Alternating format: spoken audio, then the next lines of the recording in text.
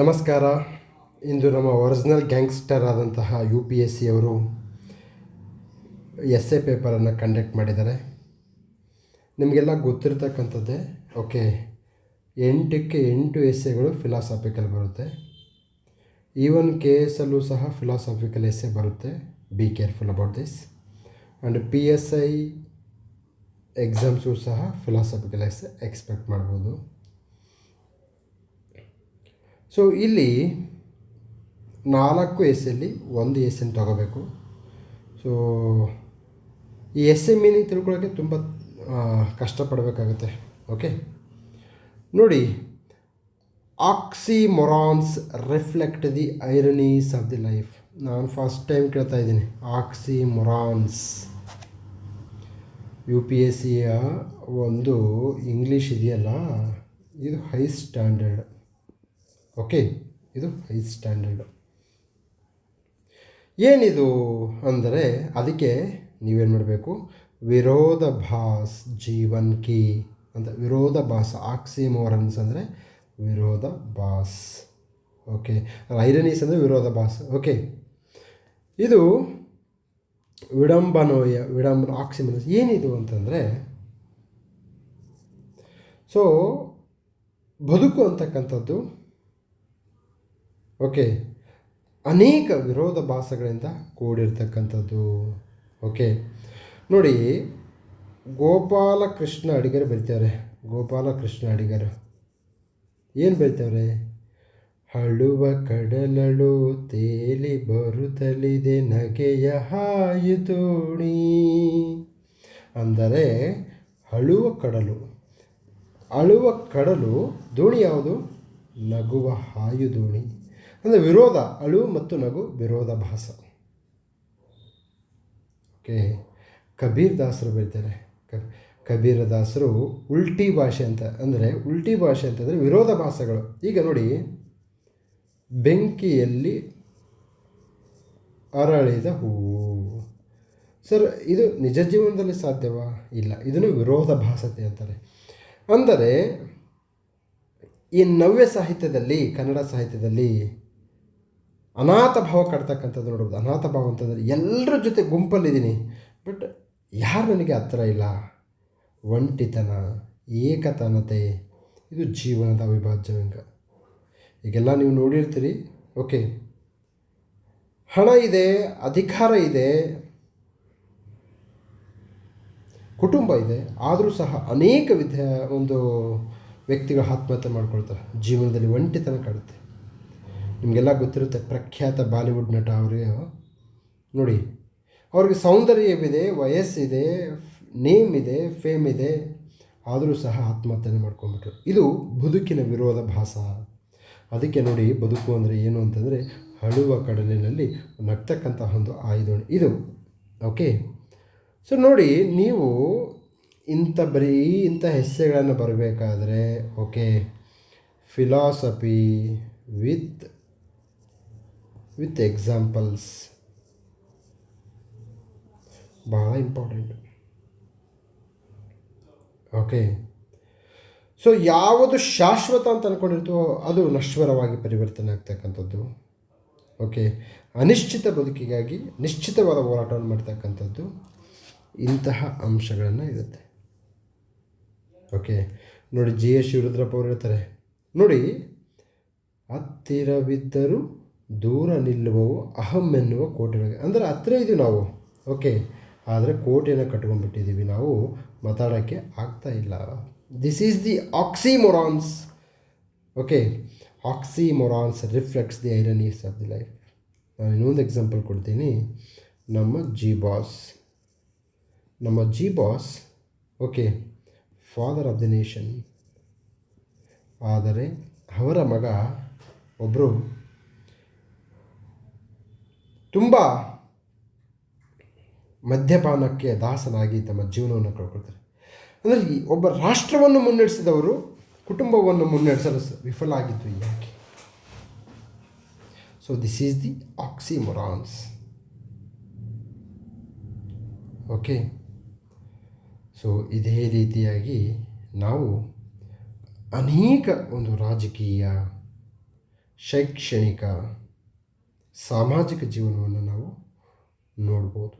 So ಬದುಕು ಅಂತಕ್ಕಂಥದ್ದು ಅನೇಕ ವಿಡಂಬನೆ ಮತ್ತು ವಿರೋಧಾಭಾಸಗಳಿಂದ ಕೂಡಿದೆ ಅಂತ ಅನ್ನೋದನ್ನು ವಿತ್ ಎಕ್ಸಾಮ್ ಯಾಕೆ ಈ ಥರ ಕೂಡಿದೆ ಅನ್ನೋದನ್ನು ಹೊಸ ಆಯಾಮ ಬರ್ಕೊಳ್ಳಿ. See, more dimensions more marks. ನಿಮಗೆ ತುಂಬ dimensions, if you have more dimensions. So why this ironies, why these ironies, why these oxymorons? So Janna will give answer for this. ಮನಸ್ಸು ಜನಮಾಯ ವಿಧಿವಿಲಸನಂ ಕೊಂದು ಕೂಗದೆ ನರನಂ. ಅಂದರೆ ವಿಧಿ ಅಂತಕ್ಕಂಥದ್ದು ಮನುಷ್ಯನನ್ನು ಆ ಥರ ಮಾಡಿಸುತ್ತೆ. ಓಕೆ, ಇದಕ್ಕೆ ಬಾಳು ಎಂದರೇನು, ಬಾಳು ಎಂದರೆ ಇದು ಎನ್ನುವ ಅರ್ಥ ಎಲ್ಲೂ ಇಲ್ಲ. ಓಕೆ, ನೀವೆಲ್ಲ ನೋಡ್ತಿರ್ತೀರಿ. ಓಕೆ, ಸೊ ಸಮಾಜದ ಅನೇಕ ಘಟನೆಗಳು, ಅನೇಕ ವಿರೋಧಾಭಾಸಗಳಿಂದ ಕೂಡಿರ್ತಕ್ಕಂಥದ್ದನ್ನು ನೋಡ್ಬೋದು. ಸೊ ಇದು ಬಾಳು ಅಂತಂದರೆ ಯಾರಿಗೂ ನಿಲುಕದಂತಹ, ಅರ್ಥವಾಗದಂತಹ ಒಂದು ಗೂಢವಾದ ಪ್ರಶ್ನೆ. Okay, yes, this is the oxymorons that reflects the ironies of the life. Next, ಪ್ರಶ್ನೆ number 2. A grateful mind is very beautiful. ಇದು ಭಾಳ ಸಿಂಪಲ್ ಆಗಿದೆ. ಇಂಥ ಎಸ್ಸೆನ ಅಟೆಂಡ್ ಮಾಡಬೇಕು, ಇದನ್ನು ಅಟೆಂಡ್ ಮಾಡಬಾರ್ದು. ಸೊ ಯಾವ ಎಸ್ಸೆಯನ್ನು ಅಟೆಂಡ್ ಮಾಡಬೇಕು, ಯಾವ ಎಸ್ಸೆಯನ್ನು ಅಟೆಂಡ್ ಮಾಡಬಾರ್ದು ಅನ್ನೋದು ಒಂದು ಕಲೆ. ಅರ್ಥ ಆಯ್ತಲ್ವ? ಸೊ ಈ ಹಿನ್ನೆಲೆಯಲ್ಲಿ ಓಕೆ, ನೀವು ನಮ್ಮ OG ಒರಿಜಿನಲ್ ಗ್ಯಾಂಗ್ಸ್ಟರ್ ಕ್ವಶನ್ ಪೇಪರ್ನ ಕನಿಷ್ಠ ಅಂದರೆ 2 ಟೈಮ್ಸು ಎಕ್ಸಾಮ್ ಹಾಲಲ್ಲಿ ಇದನ್ನೇನು ಮಾಡಬೇಕು, ಓದಬೇಕು. No matter whether even English medium or Kannada medium. ಪೀಪಲ್ಸೇ ಸರ್ ಕನ್ನಡ ಮೀಡಿಯಮಲ್ಲಿ ಕ್ಲಿಯರ್ ಮಾಡ್ಬೋದಾ, ಇಂಗ್ಲೀಷ್ ಮೀಡಿಯಮಲ್ಲಿ ಕ್ಲಿಯರ್ ಮಾಡ್ಬೋದು. It is not about medium, it is all about your approach. Keep it in your mind, whether it is KS, IAS or any other exam for that matter. Okay, ತದನಂತರದಲ್ಲಿ ನೋಡಿ, a grateful mind is very beautiful. ನಾವು ಇದಕ್ಕೆ ಒಂದು opposite angle. A narrow mind, a silly mind is always looks ugly. It always gives a bad impressions. A grateful mind is a very beautiful. So ಎಸ್ಸೆಗಳಿಗೆ ನಾವು ಬಸವಣ್ಣವರ ವಚನಗಳನ್ನು ಬಳಸ್ಬೋದು. ಇವನಾರವ ಎನ್ನದಿರಯ್ಯ, ಇವನಮ್ಮವ ಎನ್ನರಯ್ಯ. So ಇದು ಏನಪ್ಪ ಅಂತಂದರೆ ಎ ಗ್ರೇಟ್ಫುಲ್ ಮೈಂಡ್. ತದನಂತರದಲ್ಲಿ ಕುವೆಂಪು ಅವರು ಹೇಳ್ತಾರೆ, ಸರ್ವ ಜನಾಂಗದ ಶಾಂತಿಯ ತೋಟ, ರಸಿಕರ ಕಂಗಳ ಸೆಳೆಯುವ ನೋಟ. ಹಿಂದೂ, ಕ್ರೈಸ್ತ, ಪಾರಸೀಕ, ಜೈನರ, ಬೌದ್ಧರ ಉದ್ಯಾನ ಅಂತ ಬೌದ್ಧ ಅಂತ ಈಗ ಸೇರಿಸ್ಬೇಕಂತಿದ್ದಾರೆ. Okay, so that is a grateful mind. ತದನಂತರದಲ್ಲಿ ನಮಗೆ DVG ಗುಂಡಪ್ಪ ಅವ್ರದ್ದು ಬರುತ್ತೆ. ಬೆಲ್ಲ ಸಕ್ಕರೆಯಾಗು ದೀನದಲಿತರಂಗೆ, ಕಲ್ಲಾಗು ಕಷ್ಟಗಳ ಮಳೆ ವಿಧಿಸಿರಿಯೇ, ನಗುವು ಸಹಜ ಧರ್ಮ, ನಗಿಸುವುದು ಪರಧರ್ಮ. ನೋಡಿ, that is how you have to think. ನೀವು ಇಂತಹ ಸಂದರ್ಭದಲ್ಲಿ ಶ್ರೇಷ್ಠ ಖ್ಯಾತ ಜ್ಞಾನಿಗಳ ಮಾತನ್ನು ನೀವು ಉಲ್ಲೇಖಿಸಿದಾಗ ನಿಮಗೆ ತುಂಬ ಜಾಸ್ತಿ ಮಾರ್ಕ್ಸ್ ಬರುತ್ತೆ. ಇದು ಒಂದು ಆಯಾಮ. Next, a narrow parochial mindset people. For example, Saddam Hussein, Adolf Hitler. Okay, Adolf Hitler ಜನಾಂಗೀಯ ಶ್ರೇಷ್ಠತೆ ಎನ್ನುವ ಪೊಳ್ಳು ಭಾವನೆಗಳನ್ನೇ ಸತ್ಯ ಎಂದು ಹೇಳ್ತಕ್ಕಂಥ ನೋಡ್ಬೋದು ನಾವು. ತದನಂತರದಲ್ಲಿ ನಮಗೆ ಇತಿಹಾಸವನ್ನು ಗಮನಿಸಿದಾಗ ಅನೇಕ ಸರ್ವಾಧಿಕಾರಿಗಳು ತಾನೇ ಶ್ರೇಷ್ಠ ಎನ್ನುವ ಭಾವನೆಗೆ ಒಳಗಾಗಿ ಏನಾಗಿದ್ದಾರೆ ಅಂತಂದರೆ ಅನೇಕ ಜನರ ಸಾವಿಗೆ ಕಾರಣ ಆಗಿದ್ದಾರೆ, ದೇಶ ಪತನಕ್ಕೆ ಕಾರಣ ಆಗಿದ್ದಾರೆ. ಅದೇ ರೀತಿಯಾಗಿ ಟೆರರಿಸಮ್. ನೋಡಿ, ಒಂದು ಧರ್ಮಕ್ಕೆ ಅಂಧಾಭಿಮಾನ, ಮತಾಂಧತನ ಇವೆರಡೂ ಸಹ ಗ್ರೇಟ್ಫುಲ್ ಮೈಂಡ್ ಅಲ್ಲ. ಅದಕ್ಕೆ they are not looks very beautiful. And most important,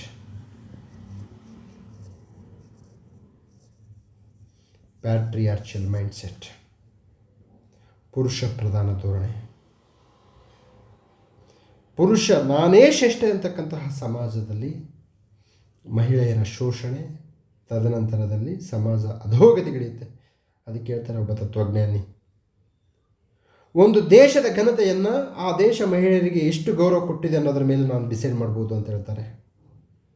okay, so ಹೀಗೆ ಡಿಫ್ರೆಂಟ್ ಐಡಿಯಾಸ್ ಆ್ಯಂಡ್ ಐಡಿಯಾಲಜೀಸನ್ನು ಮೆನ್ಷನ್ ಮಾಡಿದಾಗ ನೀವು ಎಕ್ಸಾಮ್ಸನ್ನು ಈಸಿಯಾಗಿ ಕ್ಲಿಯರ್ ಮಾಡ್ಬೋದು. ಸೊ ನಂದು SS score consistently more than national average, ರಾಷ್ಟ್ರೀಯ ಸರಾಸರಿಗಿಂತ ನಂದು SS ಸ್ಕೋರ್ ಜಾಸ್ತಿ ಇರುತ್ತೆ. ಯಾಕೆ? ಕನ್ನಡ ಮೀಡಿಯಮಲ್ಲಿ ನಾನು ಇಂತಹ ಅನೇಕ ಉಕ್ತಿಗಳನ್ನು ಹಾಕ್ತಿದ್ದೆ. ಇಂಗ್ಲೀಷಲ್ಲಿ ಬಂದರೂ ಹೇಳ್ತೀನಿ ನಾನು, ಯಾಕಂದರೆ ನನಗೆ ಗೊತ್ತಿದ್ದು ಅಪ್ರೋಚು. ಸರ್, ಭಾಷೆ ಜ್ಞಾನವನ್ನು ಅಳೆಯುವ ಸಾಧನವಲ್ಲ, ಭಾಷೆ ಜ್ಞಾನವನ್ನು ಎಕ್ಸ್ಪ್ರೆಸ್ ಮಾಡ್ತಕ್ಕಂತಹ ವೇದಿಕೆ. ಅರ್ಥ ಆಯ್ತಲ್ವ? ಸೊ ಅದಕ್ಕೆ ನಾನು ಹೇಳ್ತೀನಿ, it is not about medium. Okay, a thorn is a changed ಬಡ್.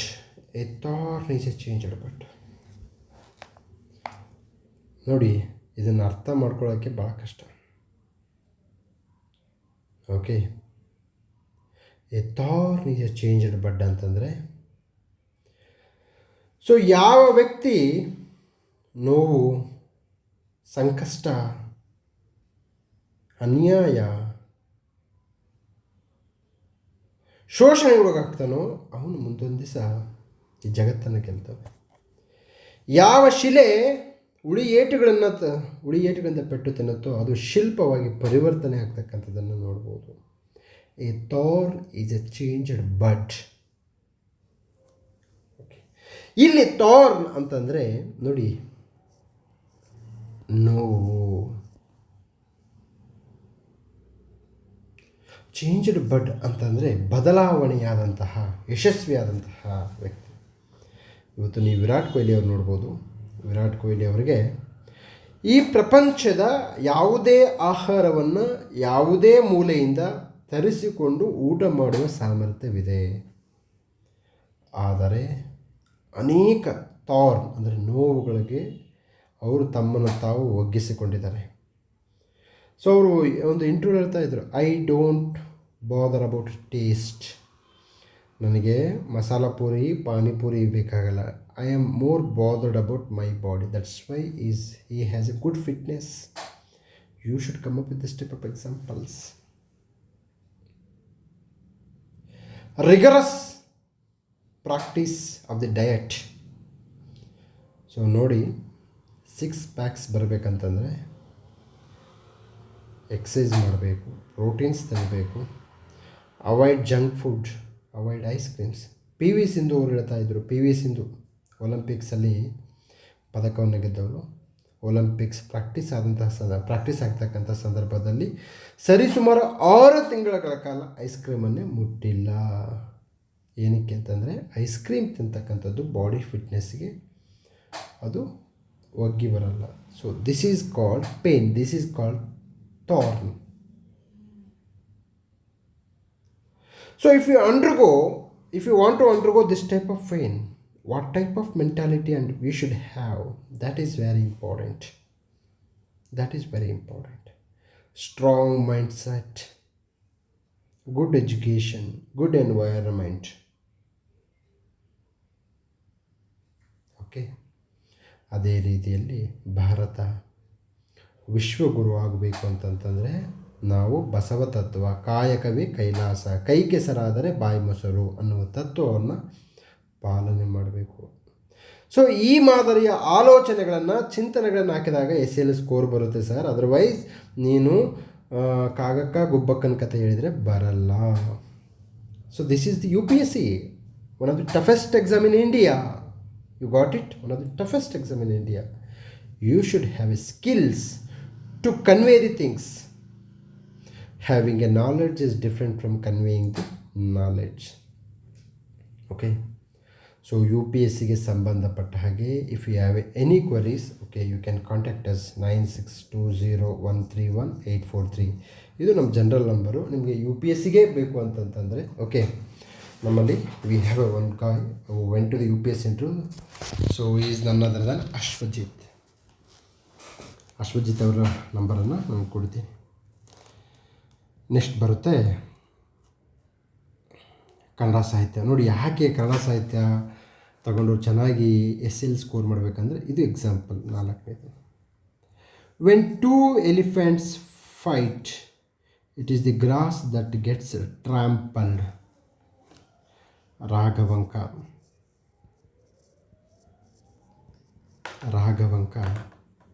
ತನ್ನ ಹರಿಶ್ಚಂದ್ರನ ಕಥೆಯಲ್ಲಿ ಹೇಳ್ತಾರೆ,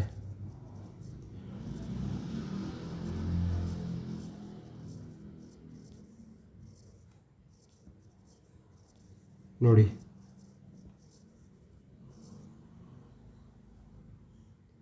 ಕೋಣನೆರಡ ಮೊರೆ ಗಿಡವಿಂಗೆ ಮೃತ್ತು.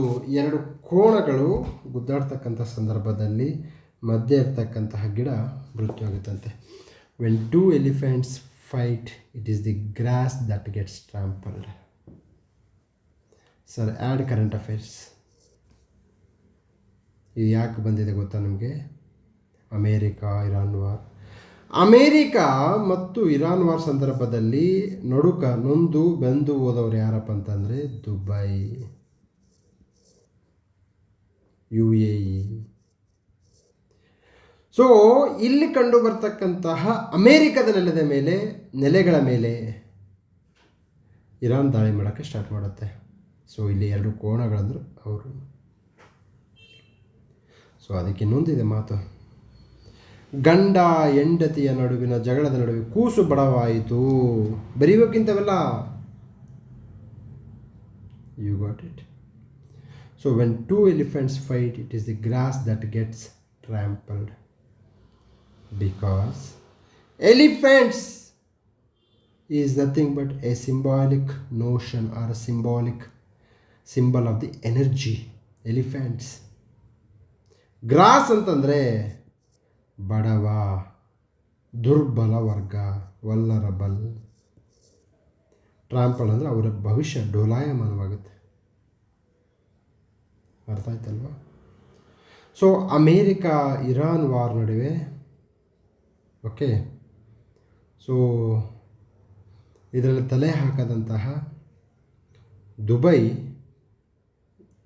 ಸಂಘರ್ಷಕ್ಕೆ ಒಳಪಡ್ತು. ಅದೇ ರೀತಿಯಾಗಿ ಯಮನ್ನಲ್ಲಿ ಸೌದಿ ಅರೇಬಿಯಾ ಮತ್ತು ಹೌತಿ ಬಂಡಖೋರರು ನಡುವಿನ ಸಂಘರ್ಷದಲ್ಲಿ ಅಲ್ಲಿನ ಸಾಮಾನ್ಯ ಜನ ಸಂಕಷ್ಟಕ್ಕೆ ಒಳಗಾಗಿದ್ದಾರೆ. ಓಕೆ, ಸೊ ಹೀಗೆ when two elephants fight okay grass that gets trampled. ನಿಮಗೆಲ್ಲ ಗೊತ್ತಿರುತ್ತೆ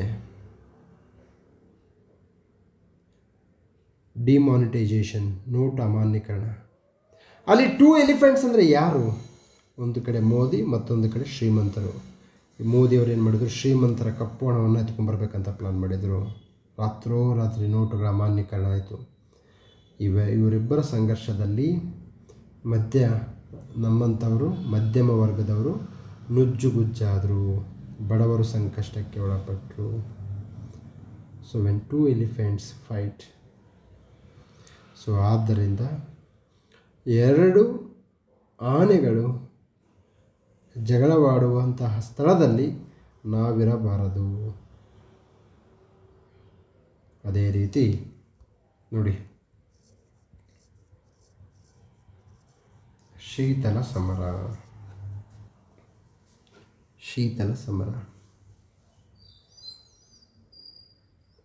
ಅಮೇರಿಕಾ ಮತ್ತು ರಷ್ಯಾ ನಡುವಿನ ಗುದ್ದಾಟದಲ್ಲಿ ಈ north Korea south Korea divide ಆಯಿತು.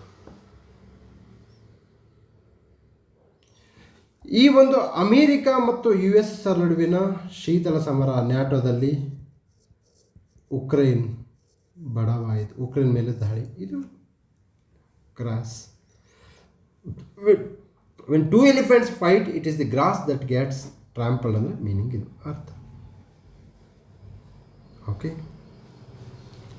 So examples will make more meaning to your essay.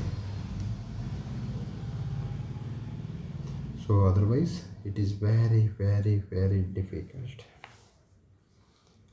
So idu part A questions. So if you need part B, make a comment section. I will come and teach and explain the meaning of those essays.